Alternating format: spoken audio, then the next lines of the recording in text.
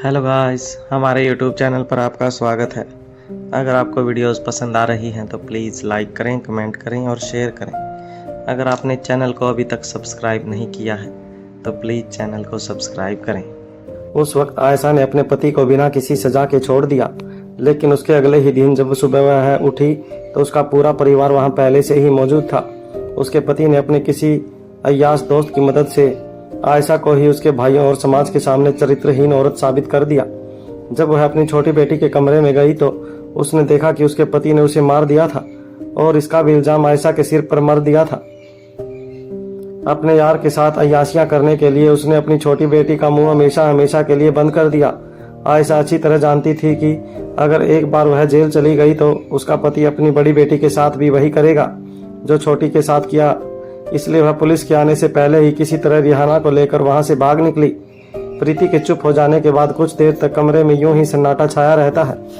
फिर प्रीति भूमि के सोफे के पास घुटनों के बल बैठ जाती है और भूमि का हाथ कस कर पकड़ते हुए अपनी लाल लाल आंखों से उसकी आंखों में देखकर कहती है, भूमि दी, रिहाना के बताए अनुसार जब मैंने उसकी माँ के हाथ पर देखा तो उसकी बाजू पर निशान थे। आपको पता है वह निशान गर्म चिमटे से जलाने के थे। फिर एक पल रुककर अपनी आंखों से आंसू बहाते हुए आगे कहती है, जब मैंने आयशा से पूछा तो उसने बताया कि उसका पति उसके साथ मारपीट नहीं करता था, लेकिन जिस दिन उसने अपनी छोटी बेटी को मारकर उसे उल्टा साबित कर दिया उसी दिन उसने सबके सामने उसके साथ ऐसा जाहिल जैसा बर्ताव किया और कोई भी आयशा की मदद करने के लिए आगे नहीं आया। मल्होत्रा हाउस में लक्ष्य के चले जाने के बाद से श्वेता के मन में लगातार द्वंद्व चल रहा था। श्वेता ड्राइंग हॉल में सोफे पर बैठकर अपने ठीक सामने टेबल पर रखे हुए फ्लावर बेस पर टकटकी लगाए देख रही थी। लक्ष्य के चले जाने के बाद कई घंटे बाद भी उसका ध्यान अभी तक लक्ष्य की कही हुई बातों में ही था। लक्ष्य के साथ बिताए गए कुछ मिनट लगातार श्वेता की आंखों के सामने तैर रहे थे, जैसे यह घटना अभी घट रही हो। लक्ष्य ने श्वेता से कहा, मैं आपके 5 मिनट से ज्यादा नहीं लूंगा। लक्ष्य की बात सुनकर श्वेता अपनी मम्मा की तरफ देखते हुए आंखों से इशारा करती है, यह क्या बात करने वाला है। तभी अंजलि भी बदले में आंखों और चेहरों से एक्सप्रेशन देकर कहती है, मुझे कुछ नहीं पता, अब तुम ही संभालो। लक्ष्य की तेज आंखों ने माँ बेटी के इशारे देख लिए थे, इसलिए वह खुद ही आगे कहता है, आप दोनों परेशान मत होइए, मैं खुद ही बता देता हूँ कि यहाँ क्यों आया हूँ। लक्ष्य की बात सुनकर दोनों माँ बेटी शक पका जाती हैं, लेकिन लक्ष्य मुस्कुराते हुए अपनी बात पूरी करता है, मैं श्वेता जी को व्यक्तिगत रूप से लंच के लिए इनवाइट करने आया हूँ ताकि वह मुझे और मेरे बारे में जान सके। लक्ष्य की बात सुनकर श्वेता सरप्राइज हो जाती है।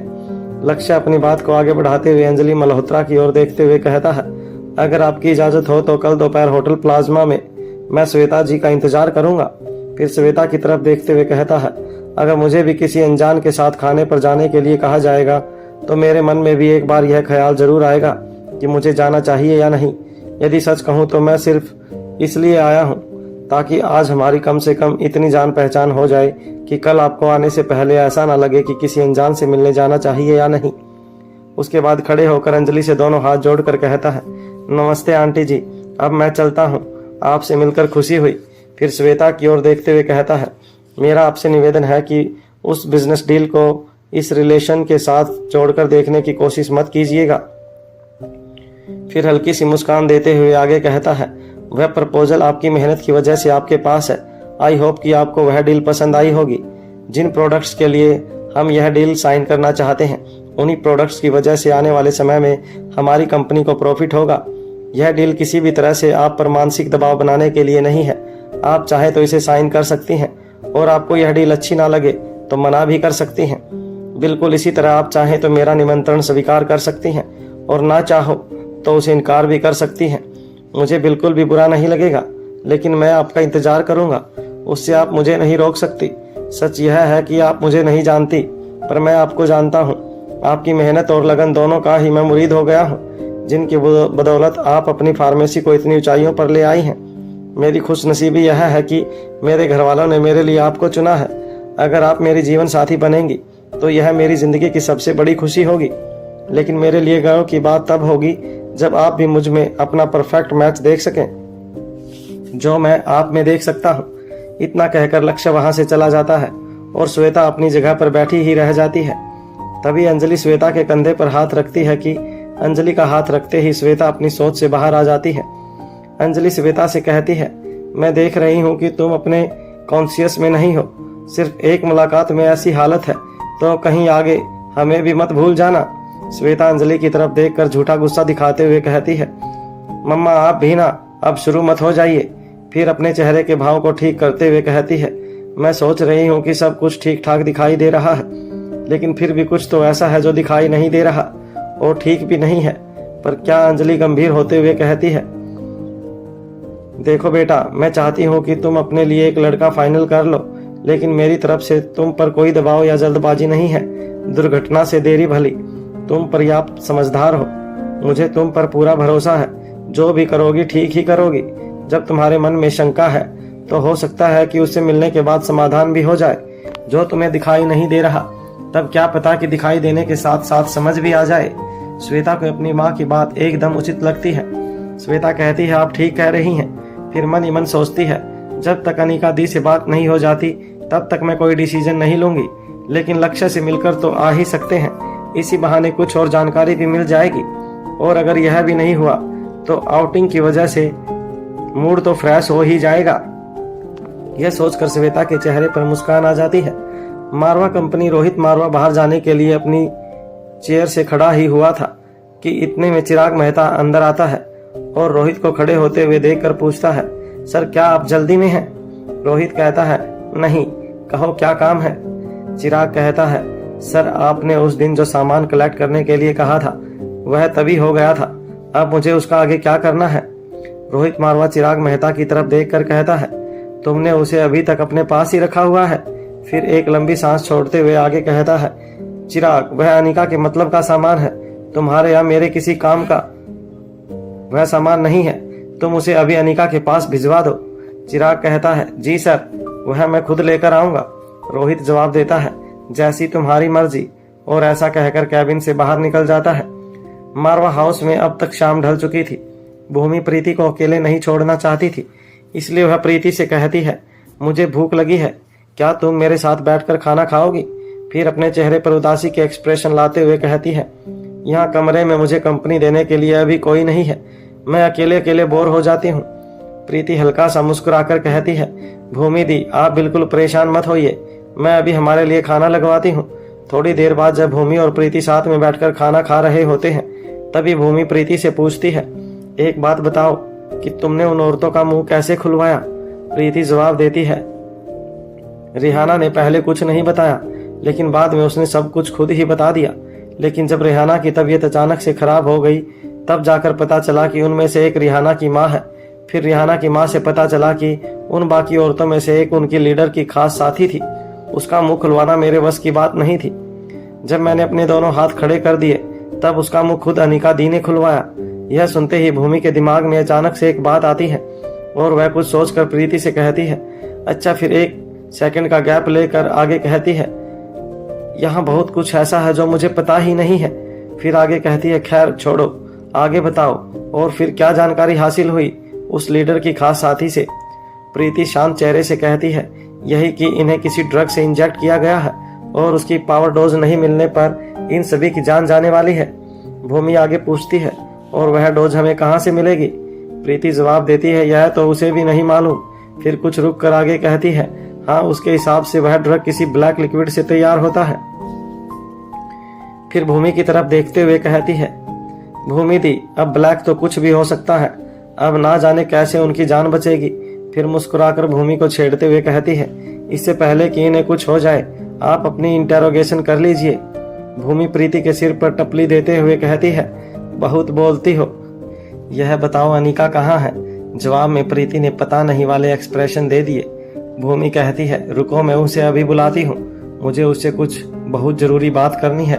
वहाँ अनिका अपनी रिसर्च लैब से आकर अपने बेड पर बैठ जाती है और अपने दोनों हाथों को पीछे की तरफ टिकाकर अपनी गर्दन की और ऊपर की तरफ करके आंखें बंद करके कुछ सोच रही होती है। तभी उसका फोन बजने लगता है। अनिका अपना फोन उठाती है तो दूसरी तरफ से भूमि की आवाज आती है, मुझे तुमसे जरूरी बात करनी है। अभी इसी वक्त अनिका बिना कुछ कहे फोन रख देती है और सीधा भूमि के पास पहुंच जाती है। इधर रोहित दूर से ही अनिका को भूमि के रूम की तरफ जाते हुए देख लेता है। जिससे वह समझ जाता है कि अनिका का लैब का काम खत्म हो चुका है। फिर भी वह यह जानना चाहता था कि कहीं कोई किसी तरह की इमरजेंसी तो नहीं है। जब अनिका भूमि के पास पहुंचती है तो देखती है कि भूमि अपने बेड पर बैठी हुई थी और उसके ठीक सामने की दीवार पर लगे हुए वॉल बोर्ड पर वह दांत से निशाने लगा रही थी। प्रीति भूमि के ठीक पीछे की तरफ खड़ी हुई थी। अनिका भूमि को ऐसा करते हुए देखकर कहती है, अब इन तीरों से यह सवाल खत्म नहीं होने वाले। तुम कहो तो मैं तुम्हारी कोई मदद करूं। भूमि अपने गुस्से में लेकर अनिका की तरफ देखते हुए कहती है, सबसे बड़ा सवाल तो तुम खुद हो। सबसे पहले यह बताओ कि तुमने मुझे बताया क्यों नहीं कि तुम्हारी याददाश्त वापस आ गई है। अनिका मुस्कुराते हुए प्रीति की ओर देखने लगती है। प्रीति झट से जवाब देती है, क्योंकि आपने पूछा ही नहीं। भूमि नकली गुस्सा दिखाते हुए कहती है, तुम बीच में मत बोलो, नहीं तो तुम्हारी खैर नहीं। प्रीति डरने का नाटक दिखाते हुए अपने मुंह पर उंगली रख लेती है। फिर भूमि वापस प्रीति की तरफ पलट कर कहती है, एक मिनट रुको, अब खैर तो तुम्हारी वैसे भी नहीं है। इसका मतलब तुम्हें हमेशा से पता था कि अनिका की याददाश्त वापस आ चुकी है। प्रीति अपने चेहरे पर छोटे बच्चों की तरह भाव लाते हुए कहती है, आपने मुझे कब बताया कि आपको नहीं पता कि अनिका दी की याददाश्त वापस आ चुकी है। भूमि इस बार सच में गुस्सा करते हुए कहती है, तुम मुझे अपनी बातों में मत फंसाओ। मैं देख रही हूं कि तुम दिन रोज बहुत तेज होती जा रही हो। भूमि का गुस्सा देखकर अनिका भूमि के पास आती है और उसके पास बैठकर उसके गले में अपने दोनों हाथ डालकर उसके सिर को अपने सिर से लगाकर कहती है, आई एम सॉरी। फिर मुस्कुराकर उसकी तरफ देखते हुए कहती है, अच्छा अब गुस्सा छोड़ो, यह बताओ कि तुम्हारा गुस्सा दूर करने के लिए हम क्या कर सकते हैं। अनिका की बात सुनकर भूमि का सारा गुस्सा छू हो जाता है और उसके चेहरे पर मुस्कान आ जाती है। फिर भूमि कहती है, ठीक है, क्योंकि तुम मेरी बेस्ट फ्रेंड हो इसलिए मैं तुम्हें एक शर्त पर माफ कर सकती हूँ। अनिका और प्रीति दोनों भूमि की शर्त का इंतजार करने लगते हैं। भूमि कुछ सोचने की कोशिश करती है कि वह उससे अपनी कौन सी बात मनवाए। तभी उसकी नज़र सामने वाले बोर्ड पर पड़ती है। भूमि झट से कहती है, तुमने जितना कहा था उतना ही कर दो, मेरे लिए काफ़ी होगा। वह दोनों हैरानी से भूमि की ओर देखते हैं। भूमि कहती है, अभी तुमने ही कहा ना कि मेरे सवालों को हल करने में मेरी मदद कर सकती हो, तो देखो इस वॉल बोर्ड पर जितने भी सवाल लिखे हैं उनमें से अगर किसी एक के सवाल का भी सही जवाब तुम दोनों मिलकर भी दे दोगी तो मैं तुम दोनों को माफ कर दूंगी। भूमि के ऐसा कहते ही प्रीति और अनिका दोनों वॉल बोर्ड की ओर देखने लगते हैं और थोड़ी देर बाद दोनों एक दूसरे के चेहरे की तरफ देखती हैं और मुस्कुराने लगती हैं। भूमि उन दोनों की इस हरकत पर समझ जाती है कि दोनों के दिमाग में कोई एक ही चीज चल रही है। भूमि दोनों को झूठा अग्रेसिव लुक देती है। अनिका कहती है, हमें वह सवाल मिल गया है। प्रीति बात को पूरा करते हुए कहती है, जिसका हम बिल्कुल सही जवाब दे सकते हैं। भूमि कहती है, ठीक है, तो जाकर उस सवाल को मिटा दो और मुझे उसका जवाब बताओ। अनिका बोर्ड की तरफ जाती है और प्रीति भूमि के पास आ जाती है। अनिका जैसे ही उस सवाल को बोर्ड से मिटा देती है वैसे ही प्रीति भूमि के हाथ को अपने एक हाथ में लेकर अपने दूसरे हाथ को दिखाते हुए कहती है, देखो भूमि दी, मेरे पास भी बिल्कुल ऐसी ही रिंग है। आपको पता है यह मुझे किसने दी थी? भूमि कहती है, तुम्हारा मुझे पता नहीं, लेकिन मुझे तुमने दी थी। प्रीति कहती है, नहीं, आपको मैंने नहीं दी, यह मुझे और आपको दोनों को ही कोटिल भैया ने दी है। यह रिंग उन्होंने आपको क्यों दी है यह तो आप जानती ही हैं। हाँ, मुझे इसलिए दी है क्योंकि उन्हें लगता है कि उनकी छोटी बहन कभी भी खतरे में पड़ सकती है और उस खतरे से डील नहीं कर पाएगी। भूमि कहती है, इस रिंग का उस सवाल से क्या ताल्लुकात है? प्रीति मुस्कुराते हुए अपने हाथ की रिंग का लॉक ओपन करके डायमंड को ऊपर करती है और उसके नीचे की एंड्रॉयड रिंग को दिखाते हुए उसके सभी फीचर्स और स्पेशली ट्रेसिंग फीचर को दिखाती है। भूमि गुस्सा दिखाते हुए कहती है, अब उस कोटिल ने मेरी जासूसी भी शुरू कर दी। प्रीति कहती है, आप ऐसा ही कुछ कहेंगी यही सोचकर अभी तक आपको यह बात नहीं बताई थी। आपको उनके काम के पीछे जासूसी दिखाई दे रही है, लेकिन उनके इमोशंस की गहराई दिखाई नहीं दे रही। उन्होंने आप पर आने वाले खतरे को पहले से ही भांप लिया। भूमि दी, वह आपको ढूंढने के लिए पहले आपके डिपार्टमेंट के पास गई। जब उनके पास कोई चारा नहीं बचा तब उन्होंने इस रिंग की मदद ली। वह आपकी जासूसी कर रहे होते तो वह आपका पता लगाने के लिए इस तरह परेशान नहीं होते। आप नहीं जानती, जब आप मिल नहीं रही थी तब उनकी क्या हालत थी। मैंने उनकी आवाज में आपको खोने का डर और दर्द दोनों अपने कानों से सुने हैं। तभी रूम के दरवाजे के पास से रोहित की आवाज सुनाई देती है।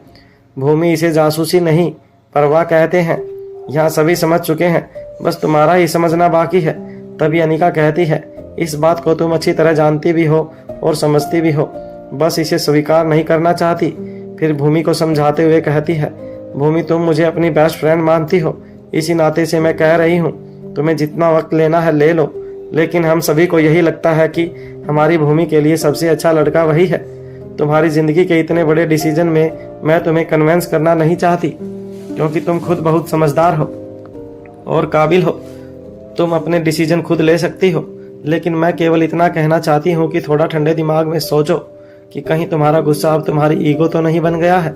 इसी ईगो की वजह से जो पल तुम्हारी जिंदगी के सबसे खूबसूरत पल हो सकते हैं वही बर्बाद तो नहीं हो रहे हैं। फिर मुस्कुराकर भूमि के चेहरे को हाथ लगाकर कहती है, 7 सालों में शनिदेव का भी प्रकोप चला जाता है, तुम्हारा गुस्सा कब शांत होगा देवी।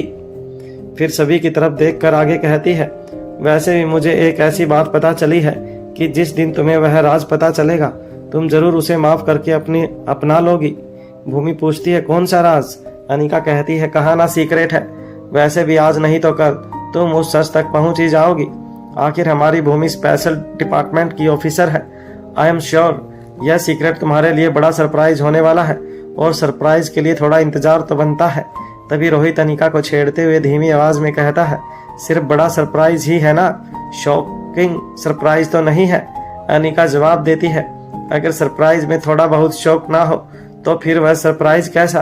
ऐसा कहकर वह रोहित की ओर देखकर मुस्कुरा देती है। रोहित और अनिका की बातें प्रीति और भूमि ने भी साफ साफ सुनी थी।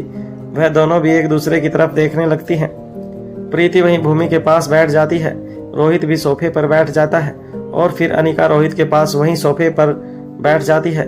कुछ देर तक कमरे में एकदम सन्नाटा छाया रहता है। सभी एक दूसरे के चेहरे देखकर अपने आसपास चल रही परिस्थितियों को समझने की कोशिश करने लगते हैं। अंत में भूमि अपनी चुप्पी तोड़ते हुए कहती है, प्रीति वहां ड्रॉअर में एक फाइल रखी हुई है, जरा उसे निकाल कर ले आओ। प्रीति वह फाइल निकाल कर भूमिका को दे देती है। भूमिका बिना एक शब्द कहे वह फाइल अनिका की तरफ बढ़ा देती है। अनिका उस फाइल को खोलती है और जल्दी जल्दी पेजों को पलट कर देखती है और फिर हैरान आंखों से भूमि की ओर देखती है। रोहित इस वक्त अनिका और भूमिका दोनों को खामोश नजरों से देखता रहता है। तभी अनिका वह फाइल रोहित की तरफ बढ़ा देती है। रोहित अभी उस फाइल को पढ़ ही रहा होता है कि इतने में अनिका भूमि से कहती है, क्या तुम्हारे पास इस लिक्विड का सैंपल अभी भी मौजूद है?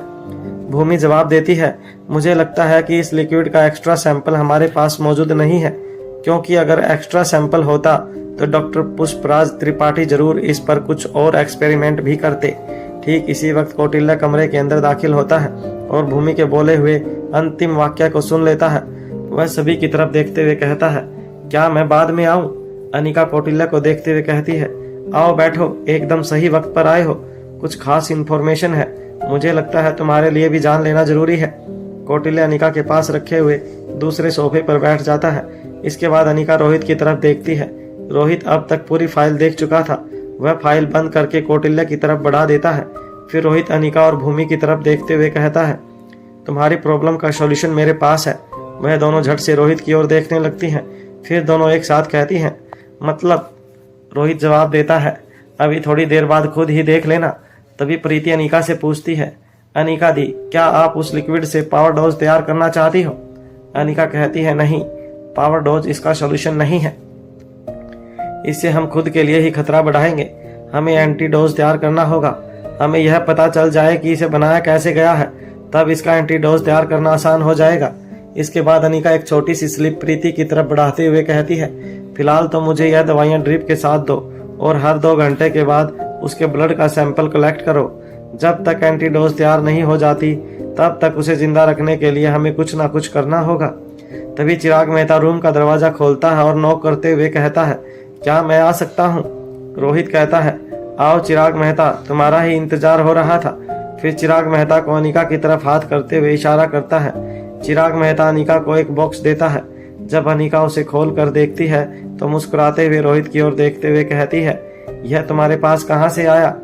चिराग मेहता कहता है, सर ने इसे भूमि मैडम पर अटैक होने के पहले ही दिन कलेक्ट करवा लिया था, बस मैं ही नहीं पूछ पाया कि आगे इसका क्या करना है।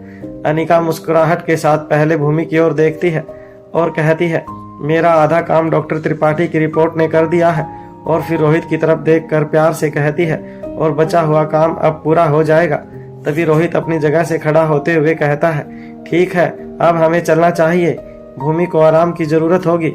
तुरंत भूमि कहती है, पहले बताकर तो जाओ इस बॉक्स में क्या है। अनिका कहती है, ब्लैक लिक्विड का सैंपल। तभी चिराग मेहता कहता है, सर मैडम मैं चलता हूँ। प्रीति भी चिराग के पीछे पीछे सीक्रेट अंडरग्राउंड में जाने के लिए निकल जाती है। फिर कुछ सोचकर बाहर ही खड़ी हो जाती है। रोहित के साथ साथ कौटिल्य और अनिका भी उसके पीछे पीछे कमरे से बाहर निकल जाते हैं। प्रीति कौटिल्य के साथ साथ चलने लगती है और धीरे से कहती है, भैया मुझे आपको एक जरूरी बात बतानी है। प्रीति की बात सुनकर कौटिल्य अनिका और रोहित मारवा से कुछ कदम पीछे चलने लगता है और इसी तरह चलते चलते प्रीति कौटिल्य से कहती है, थोड़ा ध्यान से, भूमि दी को उस रिंग के बारे में सब कुछ पता चल गया है। अभी तो आप बच गए हैं, लेकिन ना जाने वह कौन सा कहर ढाएंगी। अगली बार उनसे मिलने पूरी तैयारी से जाइएगा। अब मैं चलती हूँ, मुझे बहुत जरूरी काम है। ऐसा कहकर प्रीति तेज कदमों से आगे निकल जाती है। कुछ दूर जाने के बाद रोहित कौटिल्य से कुछ कहने के लिए जैसे ही पीछे की तरफ देखता है तो कौटिल्य उसको काफी दूर वापस जाते हुए दिखाई देता है। इससे पहले कि रोहित कौटिल्य को रोक पाता, अनिका उसे रोक लेती है। उसे जाने दो, रोहित अनिका से कहता है, यह कौटिल्य कहाँ जा रहा है। अनिका रोहित को छेड़ते हुए जवाब देती है, अब रोहित मारवा जैसे भाई के रहते हुए उसकी बहन से बात करना तो दूर, उसे देखना भी एक मुश्किल काम है। इसलिए वह भूमि के ही कमरे में अपना फोन छोड़ आया है।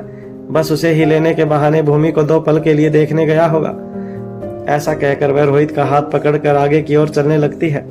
कौटिल्य मन ही मन सोच रहा था कि वह भूमि के सवालों और गुस्से का सामना कैसे करेगा। जब कौटिल्य भूमि के दरवाजे तक पहुंचा तब दरवाजा खुला हुआ था। जैसे उसकी नजर भूमि पर पड़ती है, वह देखता है कि भूमि अपने हाथ की रिंग को बड़े ही प्यार से देख रही थी। तभी भूमि के चेहरे पर हल्की सी मुस्कान आ जाती है और भूमि अपने हाथ को की रिंग के साथ अपने सीने से लगा लेती है, फिर आंखें बंद कर लेती है। तभी भूमि की आंखों से आंसू चू पड़ते हैं। जैसे ही भूमि की आंख से आंसू लुटके वैसे ही कौटिल्य के पूरे शरीर में एक झटका सा महसूस हुआ। कौटिल्य के मन में तेज इच्छा हुई कि वह भूमि से कहे, अगर तुम्हें कोई तकलीफ है तो मुझसे कहो, पर मैं तुम्हारी आंख से बहता हुआ एक भी आंसू नहीं देख सकता। वह पूछना चाहता था, भूमि तुम्हारी इस हरकत का क्या मतलब समझा जाए, लेकिन कौटिल्य को ऐसा करने से उसके अंदर से कुछ रोक लेता है। नहीं कौटिल्य, तुम ऐसा नहीं कर सकते। तुम्हें इंतजार करना होगा जब तक उसका सारा गुस्सा ठंडा ना हो जाए, जब तक वह अपने अंतर्मन के द्वंद्व पर खुद से विजय हासिल ना कर ले, तब तक तुम्हें उसकी राह देखनी ही होगी। भूमि की ऐसी हालत देखकर कौटिल्य अपनी मुट्ठियां बंद कर लेता है और उल्टे पांव 2 कदम पीछे होकर कमरे के ठीक बाहर दीवार से टिक कर खड़ा हो जाता है। भूमि की ऐसी हालत देखकर कौटिल्य की आंखों में भी आंसू निकल पड़ते हैं। वह मन ही मन कहता है, क्यों भूमि, तुम मेरे किए की सजा खुद को क्यों दे रही हो। आज मेरी भूमि तकलीफ में है तो केवल मेरी ही वजह से। फिर कुछ देर के बाद वह अपने आंसुओं को पोंछकर लंबी गहरी सांस लेता है और वापस दरवाजे पर जाकर उसे खटखटाता है। दरवाजे पर आहट सुनकर भूमि अपना चेहरा साफ कर लेती है और फिर दरवाजे की ओर देखती है। फिर अपने गले को साफ करते हुए कहती है, तुम फिर आ गए कौटिल्य। वहीं पड़े हुए अपने फोन की तरफ इशारा करता है कौटिल्य। आई एम सॉरी, मेरा फोन यहीं छूट गया था। फिर कौटिल्य जैसे ही अंदर जाता है, भूमि अपने हाथ की अंगूठी कौटिल्य को दिखाते हुए बड़े ही आराम से कहती है, इसकी क्या जरूरत थी। भूमि का सवाल सुनकर कौटिल्य के दिल की धड़कन बढ़ जाती है। उसे एक पल के लिए ऐसा लगा जैसे कि वह कोई चोर है और उसकी चोरी पकड़ी गई है। वह खुद कर काबू पाते हुए जवाब देता है, हम लोग एक टीम है और एक दूसरे की सुरक्षा हम सबकी जिम्मेदारी है। अगर मेरी जगह तुम होती तो क्या अपनी क्षमता के अनुसार हमें प्रोटेक्ट नहीं करती। भूमि टकटकी लगाकर कौटिल्य की तरफ देखती रहती है। जब भूमि कुछ नहीं बोलती तब कौटिल्य आगे कहता है, अगर हम में से कोई भी गायब हो जाता है तो उसे ट्रेस करने का काम मेरे ही सर आ पड़ेगा और ट्रेस करने के लिए कोई साधन भी तो होना चाहिए। फिर एक क्षण रुक कर आगे कहता है, हम सभी में से केवल तुम ही ऐसी हो जो बिना प्रोटेक्शन के निकलती हो। बस इसीलिए भूमि कहती है, जब हम सब एक टीम है तो फिर तुमने यह खुद क्यों नहीं दी। इसके लिए तुम्हें मीडिएट की जरूरत क्यों पड़ी। कौटिल्य ने भूमि से इस तरह के सवाल की बिल्कुल भी अपेक्षा ही नहीं की थी। कुछ सेकंड के लिए उसका दिमाग बिल्कुल ब्लैंक हो जाता है। फिर कुछ सोचकर वह जवाब देता है, I am so sorry again, आगे से ऐसा नहीं होगा। मुझे लगा कि कहीं तुम इसे रखने से मना कर दो, बस इसी वजह से मुझे ऐसा करना पड़ा। भूमि अच्छी तरह जानती थी कि कौटिल्य के मन का यह डर एकदम सच ही था। फिर भूमि आगे कहती है, अच्छा ठीक है, जाने दो। वैसे इस रिंग के मुझे प्रीति ने सभी फीचर्स बता दिए हैं, लेकिन तुम मुझे एक बार फिर से बता दो। जब पहन ही रखी है तो कम से कम मैं इसका प्रॉपर इस्तेमाल कर सकूं। भूमि की बात सुनकर कौटिल्य को बड़ा ही सुकून महसूस होता है। फिर वह हल्की सी स्माइल के साथ भूमि के पास बैठकर उसे सभी फीचर समझाने लगता है। देखो, इसके थ्रू तुम मुझे वॉइस मैसेज भी छोड़ सकती हो। इसी तरह से एक एक करके कौटिल्य सभी डिटेल भूमि के साथ साझा करता है। अनिका और रोहित अपने बेडरूम में पहुंच जाते हैं। रोहित रूम का दरवाजा बंद करता है और पीछे की ओर से अनिका की कमर में अपने दोनों हाथ डालते हुए उसे चिपक जाता है और फिर उसके कंधे पर हल्का सा झुक जाता है। अनिका भी अपने शरीर को रोहित के शरीर पर छोड़ते हुए उसके दोनों हाथों को अपने दोनों हाथों से पकड़कर उसकी बाहों में अच्छे से सिमट जाती है। तभी रोहित शरारती मुस्कान के साथ कहता है, प्लीज। रोहित का प्लीज सुनकर अनिका के चेहरे पर भी स्माइल आ जाती है। फिर उसी प्यारी सी मुस्कान के साथ वह रोहित की तरफ घूम जाती है। पहले उसकी नज़र रोहित के होठों पर जाती है, फिर वह रोहित की आंखों में देखती है और अपनी एड़ियों को ऊपर की तरफ उठाते हुए अपनी दोनों बाहों को रोहित के गले पे डाल देती है। अपने बाएं हाथ से रोहित के कंधे को पकड़कर अपना बैलेंस बनाकर दाएं हाथ से धीरे धीरे रोहित की गर्दन से होते हुए अपनी उंगलियों को रोहित के बालों में ले जाती है। फिर अपनी आंखों को बंद करते हुए धीरे से अपने चेहरे को रोहित के चेहरे के करीब ले जाने लगती है। रोहित अपनी आंखें बंद कर लेता है और अनिका को उसकी कमर से और भी ज्यादा कस कर पकड़ लेता है। रोहित का पूरा शरीर गर्म हो जाता है। अनिका रोहित के गाल पर चूमते हुए उसके कान में कहती है, उसके बाद मुझे नींद आ जाएगी। रोहित अपने हाथों को अनिका की कमर से ऊपर करते हुए कंधे की तरफ ले आता है और बंद आंखों से धीरे से कहता है, रात सोने के लिए ही है। अनिका रोहित के माथे को चूमती है और फिर झटके से पीछे हो जाती है। रोहित अपनी आंखें खोल कर देखता है तो अनिका मुस्कुराते हुए कहती है, बिल्कुल भी नहीं, मैं अभी सो नहीं सकती। जैसे ही अनिका मुड़कर जाने लगती है, रोहित अनिका का हाथ पकड़ लेता है। अनिका फिर से रोहित की तरफ मुड़ती है और दोबारा से उसके करीब आकर अपनी नाक को उसकी नाक से मिलाकर कहती है, उनकी जान बचाने के लिए मुझे एंटीडोज तैयार करनी है, जिसके लिए मेरे पास वक्त बहुत कम है। पूरी रात सोने की बात छोड़ो, मैं थोड़ी देर आराम भी नहीं कर सकती। अनिका की बात सुनकर रोहित लंबी गहरी सांस लेता है। फिर अनिका को अपनी बाहों में उठा लेता है और फिर पूछता है, क्या एंटीडोज तैयार करने के बाद? अनिका जवाब देती है, बाद की बाद में देखेंगे। उसके बाद उसे ले जाकर बेड पर बैठा देता है। तभी अनिका उदास होकर कहती है, मैंने कहा ना अभी नहीं। रोहित उदास आंखों के साथ मुस्कुराते हुए होठों से कहता है, हाँ मैंने सुन लिया, पर कम से कम खाना खाकर तो जाओ। मुझे बस 2 मिनट दो, मैं अभी खाना लगवा देता हूँ। ऐसा कहकर रोहित कमरे से बाहर चला जाता है और मन ही मन सोचता है, अनिका की जिंदगी में सबसे ज्यादा कमी समय की है। मैं अपने अपार दौलत और ताकत से भी वह उसे लाकर नहीं दे सकता। फिर यह सोचकर उसके चेहरे पर मुस्कुराहट आ जाती है। चाहे उसके पास वक्त कितना भी कम बचता हो, इस थोड़े से वक्त में ही उसके लिए दुनिया की हर खुशी जुटा दूंगा और उसे कभी दुखी नहीं होने दूंगा। वहां कमरे में अनिका के चेहरे पर यह सोचकर मुस्कान आ जाती है, रोहित कितना जेंटलमैन है और उसे मेरी वजह से कितना सरवाइव करना पड़ता है। वह मन ही मन सोचती है, काश कि मुझे यह एंटीडोज अभी तैयार नहीं करनी होती। कुछ देर बाद जब अनिका और रोहित डिनर कर रहे होते हैं, तब रोहित अनिका से पूछता है, भूमि को कौटिल्य से इतनी नाराजगी क्यों है? अनिका जवाब देती है, क्योंकि भूमि को लगता है उसके हिस्से की मौत जिसने अपने ऊपर ले ली हो, उसी के कातिल से मोहब्बत करना नाइंसाफी है। रोहित कहता है, मतलब? अनिका कहती है, भूमि का एक दोस्त जो उसका ऑफिसर साथी था, वह अनजाने में कौटिल्य की भूल की वजह से दुश्मनों के हाथों मारा गया, जबकि दुश्मनों ने वह जाल खुद भूमि के लिए बिछाया था। वैसे हकीकत यह है कि कौटिल्य ने जो भी किया वह अनजाने में किया। उसे पता ही नहीं था कि वह किसी षड्यंत्र का शिकार हो रहा है। उसे लगा कि वह भूमि की मदद कर रहा है, जबकि भूमि के दुश्मनों ने कौटिल्य से झूठ बोलकर उसके टैलेंट का इस्तेमाल किया। रोहित पूछता है, क्या भूमि पूरा सच जानती है? अनिका जवाब देती है, हाँ वह जानती है कि जो कुछ भी हुआ वह अनजाने में हुआ। रोहित कहता है, तो फिर वह कौटिल्य को माफ क्यों नहीं कर देती? अनिका रोहित की तरफ देखते हुए कहती है, भूमि को तो तुम जानते ही हो, ऊपर से कठोर और अंदर से नर्म है। वह दुश्मनों की जान ले सकती है और दोस्तों के लिए अपनी जान दे भी सकती है। वह अभी तक गिल्ट में जी रही है कि उसके दोस्त की जान उसे बचाने की वजह से गई थी। जो जिंदगी वह जी रही है उसके दोस्त की अपनी जान के बदले दी हुई उधार की जिंदगी है। बस यही कारण है कि अभी तक दोस्ती का फर्ज अदा कर रही है, फिर एक पल रुक कर आगे कहती है, पर तुम्हें परेशान होने की कोई जरूरत नहीं है। रोहित मुस्कुराकर कहता है, तुमने यहाँ कौटिल्य को भूमि के लिए बुलाया है तो भूमि की नाराजगी को दूर करने के लिए भी कुछ तो प्लान किया ही होगा। अनिका जवाब में केवल एक प्यारी सी स्माइल देती है। अगली दोपहर होटल प्लाज्मा जैसे ही श्वेता के कार होटल प्लाज्मा पहुंचती है, लक्ष्य खुद वहां स्वागत करने के लिए मौजूद होता है।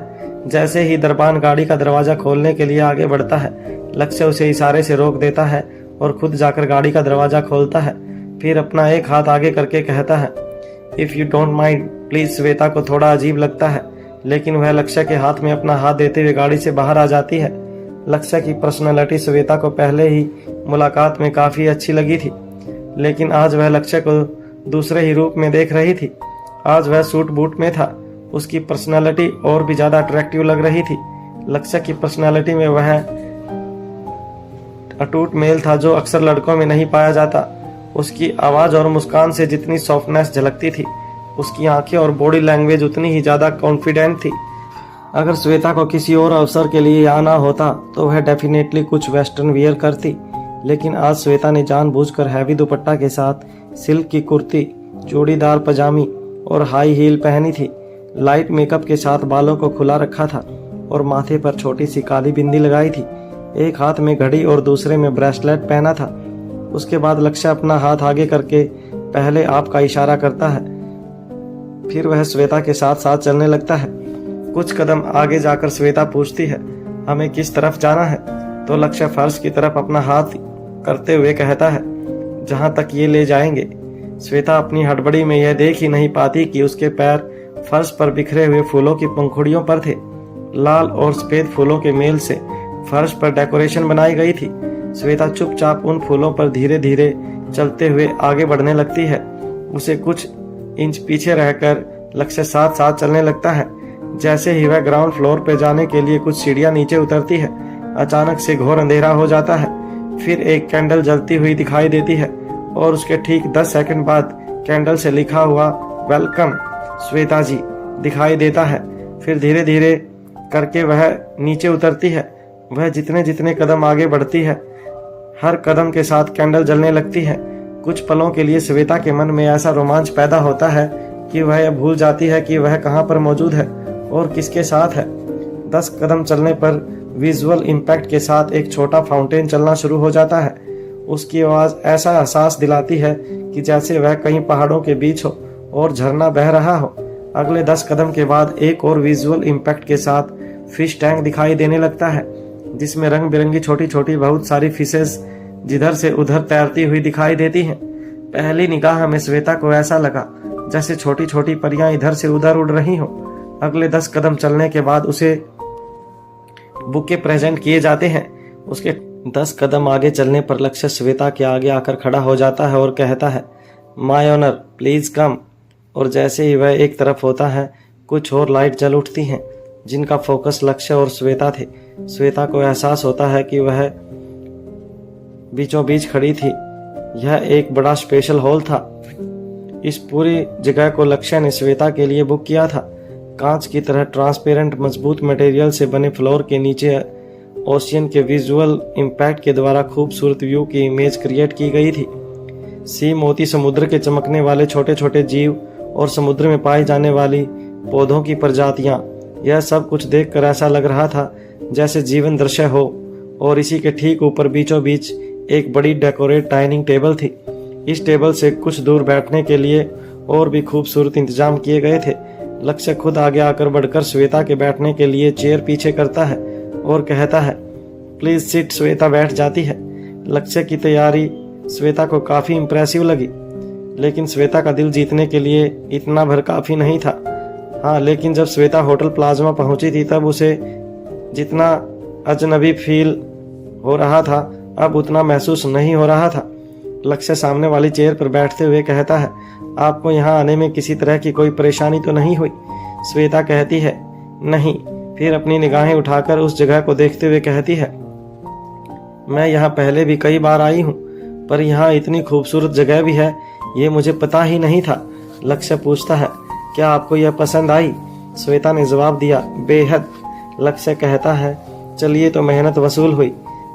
श्वेता लक्ष्य की तरफ देखकर कहती है, मतलब यह इंतजाम बात को पूरा करते हुए लक्ष्य श्वेता की आंखों में देखते हुए कहता है, जी यह सब खास आपके चेहरे पर एक मुस्कान लाने के लिए किया गया है, वरना यह सिर्फ एक हो जिसका अकॉर्डिंग टू सिचुएशन यूज किया जाता है।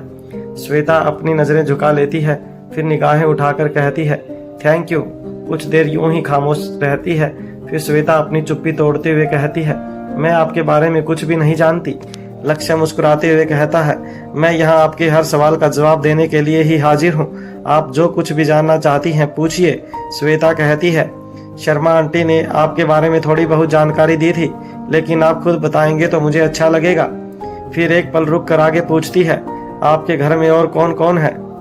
लक्ष्य कहता है, मेरे अलावा मेरी माँ, ताऊ जी और आनंद भैया, बस इतना ही बड़ा परिवार है हमारा। श्वेता लक्ष्य की तरफ देखती है। लक्ष्य श्वेता की आंखों में सवाल देख सकता था, इसलिए मुस्कुराकर आगे कहता है, मेरे पिताजी आर्मी में कर्नल थे जो देश की सेवा करते हुए शहीद हो गए। श्वेता कहती है, आई एम सॉरी। लक्ष्य कहता है, no no, I am a proud son. फिर बात को आगे बढ़ाते हुए कहता है, इनफैक्ट मैं खुद भी आर्मी में सर्व करना चाहता था। श्वेता पूछती है तो फिर लक्ष्य जवाब देता है, मेरी किस्मत में कंट्री को सर्व करने के लिए आर्मी में होना ही नहीं लिखा है। अपनी आर्मी ट्रेनिंग के दौरान मेरे अंकल में ऐसी चोट आई कि मैं अपनी सर्विस देने से पहले ही रिटायर हो गया। श्वेता कहती है, और इसलिए अपने फैमिली बिजनेस ज्वाइन किया। लक्ष्य कहता है, मैं बिजनेसमैन हूँ, लेकिन यह फैमिली बिजनेस नहीं है, इसे मैंने अपने बड़ों के आशीर्वाद से खुद के दम पर खड़ा किया है। इसके बाद श्वेता लक्ष्य से उसके बचपन की शिक्षा, उसके दोस्त आदि के बारे में बहुत सारे सवाल पूछती है, और लक्ष्य मुस्कुराते हुए एक एक करके सभी के जवाब देता जाता है। साथ ही माहौल को हल्का रखने के लिए उनसे जुड़े हुए छोटे मोटे किस्से भी सुनाता जाता है। जब श्वेता के मन के सभी सवाल खत्म हो जाते हैं तो वह चुप हो जाती है। कुछ पलों की खामोशी के बाद वह लक्ष्य से कहती है, क्या तुम मुझसे कुछ नहीं पूछना चाहते? लक्ष्य श्वेता की आंखों में देखकर जवाब देता है, मैं आपके बारे में सब कुछ जानता हूँ, यहाँ तक कि जो अपने बारे में आपको खुद भी नहीं मालूम है, मुझे वह भी पता है। श्वेता लक्ष्य की इस बात पर बहुत हैरान होती है और पूछती है, मतलब? लक्ष्य मुस्कुराकर कहता है, आपका कपड़ों के मामले में परफेक्ट कलर व्हाइट है, यह आप जानती हैं, लेकिन जो आप नहीं जानती वह यह है कि ड्रेसेस की बात की जाए तो आपको हमेशा ब्लू और ग्रीन के शेड्स ही पसंद आते हैं। आप ज्यादातर वही पहनना पसंद करती हैं, पर आप नहीं जानती कि आपके पसंदीदा रंग में सफेद के अलावा नीला और हरा भी शामिल है।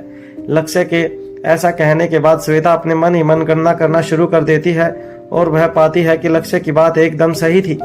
श्वेता अपनी असमंजस का दूर करने के लिए आगे पूछती है, इसके अलावा? लक्ष्य फिर से मुस्कुराकर कहता है, आपको खाने में क्या पसंद है? मैं यह भी अच्छी तरह जानता हूँ। और फिर दरवाजे की तरफ हाथ करते हुए कहता है, अब आप खुद ही देख लीजिए। जब श्वेता उस तरफ देखती है तो वेटर्स अपने हाथों में बड़ी बड़ी ट्रे लेकर खड़े थे। फिर वह सभी खाना रख कर वहां से चले जाते हैं।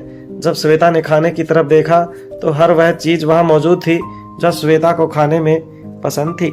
अचानक से श्वेता के चेहरे पर उदासी छा जाती है और वह लक्ष्य से कहती है, प्लीज डोंट माइंड, पर मुझे ऐसा लग रहा है जैसे कि आप मुझे ट्रैप करने की कोशिश कर रहे हो। लक्ष्य को हंसी आ जाती है। वह फिर से मुस्कुराते हुए कहता है, आपका इस तरह साफ साफ बोल देना मुझे अच्छा लगा। ठीक है, मैं आपके मन का यह शक भी दूर कर देता हूँ। मुझे आपके बारे में इतनी जानकारी 2-4 दिनों में हासिल नहीं हुई है। मैं आपको पिछले 3 सालों से जानता हूँ। मैंने आपको सबसे पहली बार जब देखा था तब तुम दिवाली से पहले जागो संस्था के अनाथालय में बच्चों से मिलकर उनकी जरूरत की चीजों की लिस्ट बनाकर उन्हें देने आई थी। फिर लक्ष्य हल्का सा हंसकर आगे कहता है, अब आप कहेंगे कि मैं वहां कैसे पहुंच गया, तो मैं पहले ही बता देता हूँ। आर्मी से बिना सर्विस दिए ही रिटायर होने की वजह से मैंने देश की सेवा के लिए गैर सरकारी संस्थाओं के साथ मिलकर जरूरतमंद लोगों की सेवा करना शुरू किया था। श्वेता जी, मैंने ऐसे बहुत से लोग देखे हैं जो अनाथालयों में सामान पहुंचाते हैं, लेकिन ऐसी लड़की पहली बार देखी जो पहले लिस्ट बनाने के लिए आई और उसके बाद दोबारा सामान देने के लिए। फिर अपने चेहरे पर गंभीर भाव लाते हुए कहता है, उस लड़की ने मेरे मन पर ऐसा कब्जा किया कि चाहकर भी कभी कोई और लड़की इसे अच्छी नहीं लगी। श्वेता यह सब सुनकर बिल्कुल सपने जैसा महसूस करने लगती है। श्वेता की खामोशी देखकर लक्ष्य आगे कहता है, श्वेता जी, आप सोच रही होंगी कि अगर ऐसी ही बात थी तो मैंने आगे बढ़कर कभी आपसे बात क्यों नहीं की। फिर अपनी ही बात का जवाब देते हुए आगे कहता है, मेरे पिता के शहीद होने के बाद से मैं और मेरी माँ दोनों ताऊ जी और आनंद भैया की छत्र छाया में रहे। आनंद भैया और मेरी उम्र में ज़्यादा फर्क नहीं है, फिर भी उन्होंने मुझे अपने छोटे भाई की तरह नहीं बल्कि बेटे की तरह ट्रीट किया। ऐसा एक नहीं बहुत बार हुआ जब उन्होंने अपनी ज़रूरत या ख्वाहिश को मार कर मेरी ज़रूरत को पूरा किया।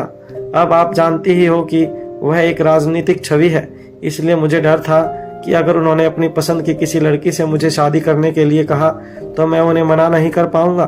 फिर एक पल रुक कर आगे कहता है, अब आप ही बताइए, अपने हालातों को जानते हुए किसी लड़की के दिल में जगह बनाना और फिर उसका दिल तोड़ देना क्या सही बात है? लक्ष्य का सवाल सुनकर श्वेता कुछ देर तक केवल चीजों को समझने की कोशिश करती रहती है और एक पल रुक कर आगे जवाब देती है, तो फिर अब ऐसा क्या हुआ जो आप सीधा मेरे घर तक पहुंच गए? लक्ष्य के चेहरे पर मुस्कान आ जाती है और वह कहता है, किसी ने आनंद भैया से मजाक में कह दिया कि मैं किसी लड़की को मात्र देखने भर के लिए जागौर जाता हूँ। लक्ष्य आगे बताता है, इतना ही नहीं, उन्होंने यह भी कह दिया कि मैं बिना जरूरत भी छोटी बड़ी सभी मेडिकल कॉन्फ्रेंस केवल उस लड़की को देखने भर के लिए अटेंड करता हूँ। बात मुझसे जुड़ी होने की वजह से भैया ने उसके मजाक को भी सीरियस लिया और मुझसे बिना पूछे ही मेरे सीक्रेट का पता लगा लिया। श्वेता कहती है, क्या आपके लिए आपके आनंद भैया इस दुनिया के सबसे महत्वपूर्ण व्यक्ति हैं? लक्ष्य जवाब देता है, हाँ, वह मेरे लिए बहुत मायने रखते हैं। श्वेता अपने सवाल को आगे बढ़ाते हुए कहती है, मान लीजिए हमारी शादी के बाद उन्होंने कोई ऐसा निर्णय लिया जो मुझे बर्दाश्त नहीं हुआ, या उन्होंने मेरे खिलाफ कोई निर्णय लिया, तब आप क्या करेंगे? लक्ष्य ने जवाब दिया, ऐसा कभी कुछ भी नहीं होने वाला है, सवाल ही नहीं उठता है। वह कभी कोई ऐसा काम नहीं करेंगे जिससे मुझे दुख हो। श्वेता फिर से कहती है, आने वाला कल किसी ने नहीं देखा, मान लीजिए कि कभी ऐसे हालात पैदा हो गए तो। लक्ष्य जवाब देता है, अगर ऐसा हुआ तो श्वेता जी, मैं आगे जो कहने जा रहा हूँ वह सिर्फ आपका मन रखने के लिए नहीं कह रहा हूँ। मेरे पिताजी कहा करते थे कि अपना हर वादा जान देकर भी निभाना चाहिए, और शादी जैसे रिश्ते में एक या नहीं बल्कि पूरे 7 वादे किए जाते हैं। इस खूबसूरत रिश्ते और उसके सभी वादों को निभाने के लिए भी इंसान को कोई कसर नहीं छोड़नी चाहिए, चाहे परमात्मा के ही खिलाफ क्यों ना होना पड़े। फिर कुछ रुक कर कहता है, शादी से पहले की बात और होती है और शादी के बाद कुछ और। जो लड़की अपना सब कुछ छोड़कर मेरे साथ आएगी उसके लिए अपना सब कुछ छोड़कर उसका साथ देना मेरा फर्ज बनता है। माफ कीजिएगा, यह कहने के लिए थोड़ा जल्दबाजी है, लेकिन अपनी बात ही ऐसी कह दी कि मुझे यह कहना ही होगा। कोई भी ऐसी लड़की मेरी पत्नी बनकर मेरे घर आएगी तो उसके सम्मान के लिए सब कुछ छोड़ने को तैयार हूँ। फिर आप तो सिर्फ मेरी पत्नी ही नहीं होंगी बल्कि मेरा पहला और आखिरी प्यार भी है। मैं वचन देता हूँ, अगर आप मेरी जीवन संगिनी बनेंगी तो मैं अपनी सांसों को दांव पर लगाकर भी आपका साथ दूंगा। लक्ष्य के प्यार के इजहार को सुनकर श्वेता को अपने दोनों कानों में, हाथों की हथेलियों, पैरों के तलवों में तेज झटका महसूस होता है। उसे लगता है कि जैसे उसकी धड़कनें और सांसें एक पल के लिए रुक गई हैं और फिर 2 सेकंड के बाद दोबारा पहले से भी ज्यादा तेज गति से चलने लगी हैं। श्वेता का चेहरा शर्म से लाल हो जाता है, उसके चेहरे से सभी भाव गायब हो जाते हैं। श्वेता के ब्लैंक चेहरे को देखकर लक्ष्य कहता है, I am so sorry Shweta ji, आपको हर्ट करने की मेरी कोई इंटेंशन नहीं थी। फिर वह माहौल को हल्का करने के लिए बात को बदल देता है और कहता है, देखिए हमारी बातों में खाना ठंडा हो रहा है, आइए शुरू करते हैं। ऐसा कहकर वह अपने हाथों से श्वेता को खाना सर्व करता है। तभी एक बैरा वहां आकर एक पैकेट जैसी चीज लक्ष्य को देकर चला जाता है। लक्ष्य उसे श्वेता की तरफ बढ़ाते हुए कहता है, यह आपके लिए। श्वेता पूछती है, इसमें क्या है? लक्ष्य कहता, आप खुद ही खोल कर देख लीजिए। श्वेता उस पैकेट को खोलती है तो सरप्राइज हो जाती है और कहती है, इसे तो मैं फिर बोलते हुए बोलते चुप हो जाती है। लक्ष्य उसकी बात को पूरा करता है, बहुत दिनों से ढूंढ रही थी। श्वेता मुस्कुराकर कहती है, हाँ, पर आपको कैसे पता चला कि मुझे यह चाहिए? लक्ष्य कहता है, again I am so in advance. किसी की बातें नहीं सुननी चाहिए, लेकिन उस दिन जब मेडिकल सेमिनार में तुम इस बुक के बारे में किसी से बात कर रही थी तब मैं वहीं खड़ा था। इस बार लक्ष्य की बात सुनकर श्वेता के चेहरे पर भी मुस्कान आ जाती है और वह कहती है, इसे मैं पिछले कई महीनों से हर जगह ढूंढ चुकी हूँ। लक्ष्य कहता है, मतलब आपको मेरा गिफ्ट पसंद आया? Thank God. फिर खाना खाते हुए दोनों इसी तरह बातें करते रहते हैं। उसके बाद श्वेता अपने हाथ की घड़ी की तरफ देखते हुए कहती है, हमें इसी तरह बातें करते हुए 4 घंटे बीत चुके हैं, अब मुझे चलना चाहिए। लक्ष्य कहता है, ठीक है, मैं कल आपका डिनर पर इंतजार करूंगा। इससे पहले कि लक्ष्य आगे कुछ कह पाता, श्वेता ने कहा, आप ऐसा बिल्कुल भी मत कीजिएगा। मुझे कुछ वक्त दीजिए, कम से कम 1 सप्ताह तक हम नहीं मिल सकेंगे। मुझे कुछ जरूरी काम है और उसके बाद मैं आपको खुद बताऊंगी कि हम कब मिल सकते हैं। इसके बाद श्वेता मन ही मन सोचती है, इस मीटिंग का इम्प्रेशन मेरे दिमाग से उतरने में कम से कम 1 हफ्ता तो लग ही जाएगा, तब मैं कुछ सही सोच पाऊंगी। लक्ष्य मुस्कुराकर कहता है, जैसी आपकी मर्जी, वैसे भी मेरे पास इंतजार करने के अलावा कोई चारा नहीं है। उसके बाद वह और श्वेता धीमे धीमे कदमों से बाहर की ओर चल पड़ते हैं। लक्ष्य श्वेता से कहता है, आप मेरी बात को अन्यथा ना लें तो एक बात कहूं। श्वेता कहती है, कहिए। लक्ष्य कहता है, मैंने सोचा था कि आप कुछ वेस्टर्न पहन कर आएंगी। श्वेता ने पहले ही अपने मन में यह सोच कर रखा था कि अगर इस तरह का कोई सवाल उठेगा तो वह कह देगी कि वह सिर्फ इंडियन ड्रेस पहनती है, लेकिन उसे अपने ही ऊपर हंसी आ रही थी क्योंकि वह जानती थी कि झूठ बोलने का कोई फायदा नहीं। लक्ष्य ने अपना होमवर्क अच्छी तरह से करके रखा है। श्वेता के चेहरे पर स्माइल देखकर लक्ष्य कहता है, वैसे आप इस आउटफिट में भी बहुत प्यारी लग रही हैं, मेरी सोच से भी ज्यादा। ना जाने क्यों लक्ष्य के मुंह से अपनी तारीफ सुनकर श्वेता के गालों पर शर्म से लालिमा छा जाती है। एक एक करके अनिका को अपनी रिसर्च लैब में 3 दिन और 3 रातें बीत चुकी थी। अनिका अब तक यह पता लगा चुकी थी कि वह ड्रग किस तरह से बनाया गया है, लेकिन बहुत कोशिशें करने के बाद भी वह एंटीडोज नहीं बना पाई थी। इस बार जब वह अपने एक्सपेरिमेंट के रिजल्ट को कंप्यूटर पर देख रही थी, तब एनी उसके बिल्कुल पीछे की तरफ खड़ी हुई थी। जैसे ही यह एक्सपेरिमेंट फेल होता है, एनी अपनी रोबोटिक आवाज में अनिका से कहती है, I am sorry to interrupt you madam, हम मशीनों को खाने या नींद की जरूरत नहीं होती, लेकिन इंसानों को होती है। आप कुछ देर के लिए सो जाएं, हो सकता है दिमाग को आराम मिलने से कोई समाधान भी निकल जाए। अनिका बिना एनी की तरफ देखे जवाब देती है, एनी इस वक्त मैं सो नहीं सकती। हाँ, लेकिन तुम्हारी बात मुझे अच्छी लगी। मैं थोड़ी देर अपने दिमाग को आराम देकर शांति से सोच जरूर सकती हूँ। अनिका अपनी जगह से उठकर सोफे पर जाकर अपने दोनों पैरों को ऊपर करके फोल्ड कर लेती है और सोफे की बैक सीट पर कमर को सीधा करके आंख बंद करके बैठ जाती है। तभी अचानक उसे अपनी माँ की याद आती है और वह मन ही मन अपनी माँ को याद करते हुए कहती है, मम्मा, काश आप मेरे पास होती, मुझे आपकी मदद की जरूरत है, प्लीज मेरी मदद करो। अनिका के सोचते सोचते आंख लग जाती है और उसे ऐसा महसूस होता है जैसे वह अपनी माँ से आमने सामने बात कर रही हो। उसकी माँ पूछती है, क्या हुआ मेरी बेटी, परेशान क्यों है? अनिका कहती है, परेशान नहीं हूँ, लेकिन इस प्रॉब्लम का सॉल्यूशन निकालने के लिए मेरे पास वक्त बहुत कम है। स्वाति कहती है, उसे खत्म करना जरूरी नहीं है, तुम्हारा काम इससे भी चल जाएगा कि तुम उसे जितना कमजोर कर दो कि वह कुछ करने लायक ना रहे। झट से अनिका की आंख खुल जाती है, वह अपने आसपास दिखती है तो उसे एहसास होता है कि उसकी माँ उसकी आंखों के सामने नहीं थी। वह सोचती है कि यह क्या था, यह कैसे हुआ, लेकिन फिर इस पर ज्यादा ध्यान नहीं देती क्योंकि इस वक्त उसे अपनी प्रॉब्लम का सॉल्यूशन निकालने के लिए डायरेक्शन मिल चुकी थी। अनिका अपनी जगह से खड़ी होती है और एक बार फिर से नए सिरे से काम करना शुरू कर देती है। मारवा हाउस में अब तक 4था दिन शुरू हो चुका था। रिहाना की तबीयत पहले से काफी ज्यादा बिगड़ चुकी थी। अनिका के कहे अनुसार प्रीति हर 2 घंटे के बाद रिहाना के ब्लड का सैंपल टेस्ट करके उसकी रिपोर्ट अनिका को मेल कर देती थी। रिहाना के चेकअप के बाद वह रूटीन चेकअप के लिए सनी के रूम की तरफ चली जाती है। वहां सनी ओमकार के रूम में पहले से ही मौजूद था। वह सनी को पूरी आप बीती बताने के बाद अंत में कहता है, यह बात मैं प्रीति को नहीं बता सकता। अगर मैंने ऐसा किया तो वह खुद ही इस रिश्ते से पीछे हट जाएगी और मैं उसके बिना जिंदा नहीं रह सकता, उसे दूर होने की सोच भी नहीं सकता। ऐसा सोचने से ही मेरा ब्लड प्रेशर बढ़ जाता है। तुम्हें पता है, मुझे अजीब सी बेचैनी और घुटन होने लगती है। पूरी दुनिया अंधेरे में गुम लगने लगती है। अपने माँ बाप को अच्छी तरह से जानता हूँ, उन्हें मेरी कोई परवाह नहीं क्योंकि मैं उनके जाल में नहीं फंसा। इसलिए इस बार वह प्रीति को रास्ते से हटाने की कोशिश करेंगे, इससे पहले कि वह प्रीति तक पहुंचे और कोई तमाशा खड़ा करें। मुझे हर हाल में अनिका दी से बात करनी होगी, वही हमारी कोई मदद कर सकती हैं। सनी कहता है, क्या तुम्हें लगता है कि वह अभी भी तुम्हारी कोई मदद कर पाएंगी? ओमकार जवाब देता है, वह आज भी प्रीति से उतना ही प्यार करती हैं और फिर मैं उनका भाई हूँ। उनके पास मेरी समस्या का कोई ना कोई हल जरूर होगा। पूरे परिवार में उनकी बात कोई नहीं टाल सकता। जैसे ही प्रीति सनी के रूम के दरवाजे पर पहुंचती है और नॉक करने के लिए अपना हाथ उठाती है, तभी उसे अंदर से आती हुई ओमकार की आवाज सुनाई देती है। ओमकार को वहां पाकर वह बिना दरवाजा खटखटाते अंदर आ जाती है ओमकार को वहां देखकर प्रीति के चेहरे पर मुस्कान आ जाती है, लेकिन ओमकार ने प्रीति के चेहरे पर मुस्कान से पहले की उदासी देख ली थी। प्रीति मुस्कुराते हुए ओमकार से कहती है, तुम कब आए ओमकार? ओमकार अपनी जगह से खड़े होते हुए जवाब देता है, अभी थोड़ी देर पहले ही। पर तुम बताओ, इस खूबसूरत चेहरे पर उदासी की वजह क्या है?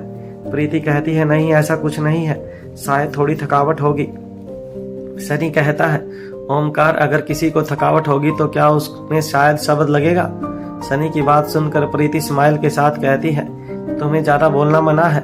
फिर ओमकार की तरफ देखते हुए कहती है, हाँ मुझे थकावट है जो चेहरे पर दिखाई दे रही है। दरअसल ओमकार के मन में यह डर था कि उसके माता पिता ने प्रीति से कुछ ऐसा न कह दिया हो जिससे कि वह हमेशा हमेशा के लिए प्रीति को खो बैठे। इसलिए ओमकार फिर से कहता है, लेकिन तुम्हारी आंखें थकी हुई नहीं लग रही बल्कि उदास लग रही हैं। अब सच सच बताओ कि क्या हुआ है?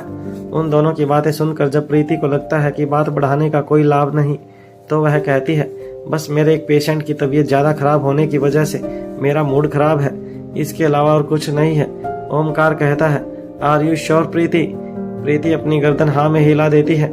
तभी सनी को शक होता है कि कहीं प्रीति ने उन दोनों की बातें तो नहीं सुन ली, इसलिए वह पूछता है, भाभी की बहन, क्या तुम बाहर खड़ी होकर हमारी बातें सुन रही थी?